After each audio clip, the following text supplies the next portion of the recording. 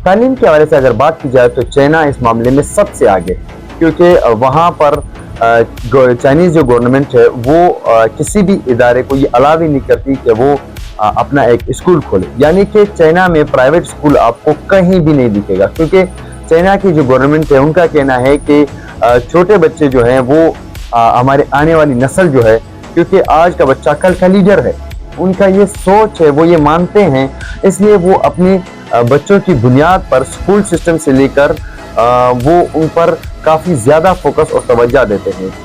और दूसरी तरफ अगर बात की जाए हमारे एजुकेशन सिस्टम की, तो हमारा एजुकेशन सिस्टम हर फेस्टिवल के नाम पर सिर्फ और सिर्फ बेहयाई सिखाता है, चाहे वो गर्ल्स की जो है ना डांसिंग परफॉर्मेंस हो या कोई और ऐसे हो, सिर्फ इनको सिर्फ फेस्टिवल चाहिए होता है, चाहे अल्लामा इकबाल डे हो, कायदे आज़म डे हो, जो है ना 14 अगस्त हो, 23 मार्च हो, कोई भी डे हो, उस पर उन्होंने बच्चों को नचवाना ही होता है। काफ़ी कम स्कूलों में ये शऊर देखने को मिलता है कि वो उस लिहाज से बेहतरीन स्पीच दिलवाएं बच्चों से।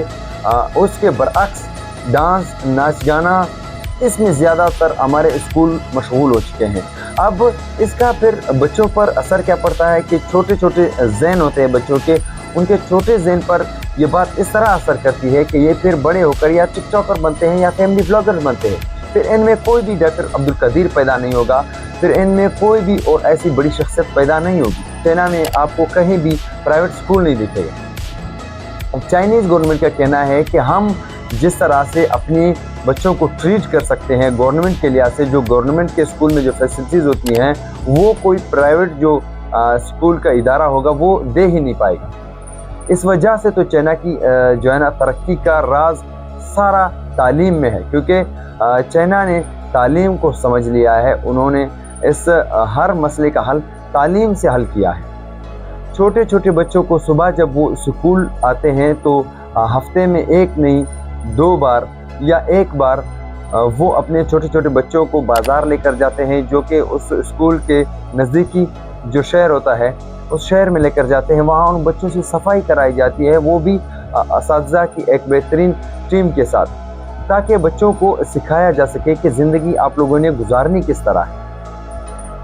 बच्चों को सब कुछ सिखाया जाता है, हर हुनर सिखाया जाता है। छोटी उम्र में उन्हें कंप्यूटर से लेकर रॉकेट के तजुर्बे तक कराए जाते हैं, क्योंकि जो बच्चा है वो जिस तरह के हमारे स्कूल हैं ये एक ऐसे समझे कि हमारी तालीम का बुनियाद है।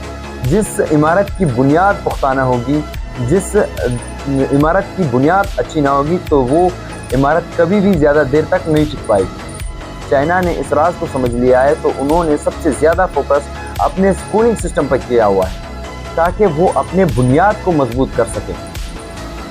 कहने का मकसद ये है कि हमें अपने बुनियाद पर फोकस करना पड़ेगा, हमारे स्कूल सिस्टम पर हमें ज़्यादा फोकस करना पड़ेगा दूसरे इदारों से। दूसरी तरफ अगर देखी जाए तो हमारे सिंध का जो एजुकेशन मिनिस्टर है वो कहता है कि अच्छा है कि सिंध का बच्चा एजुकेशन से दूर है, वरना कुल्हाड़ी से अगर वो तालीम पर ज़्यादा अचानक आएगा तो AI जो कि आजकल का जो एजुकेशन का मॉडर्न सिस्टम है वो उसका दिमाग ख़राब कर देगी। दूसरी तरफ पंजाब जो कि पाकिस्तान का सबसे बड़ा सूबा है, वहाँ का जो एजुकेशन का बजट है उसको फिल्म इंडस्ट्री में खर्च कर दिया गया है।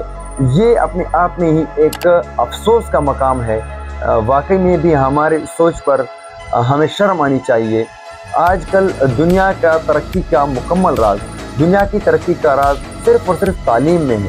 जितने भी मुल्क हैं, जितने भी तरक्की याफ्ता मुल्क हैं, चाहे जिस भी लिहाज से हों, वो सब के सब तालीम के बलबूते पर बने हैं, ना कि कंस्ट्रक्शंस के बिना पर। हमारे स्कूलों के कंस्ट्रक्शन भी बेहतर नहीं है, वरना अगर कंस्ट्रक्शन बेहतर है तो तालीम का नामो निशान नहीं।